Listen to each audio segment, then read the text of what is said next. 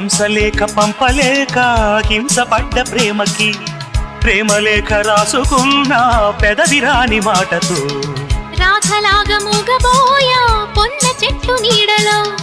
వేసవల్లె వేచి ఉన్న వేణు పూల తోటలో వాళ్ళు చూపు మోసుకొచ్చే ఎన్నో వార్తలు ఉళ్ళు దాటి వెళ్ళసాగే ఎన్నో వాంఛలు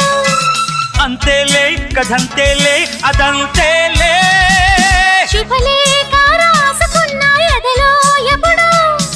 అది మీకు పంపుకున్న అప్పుడే కలలో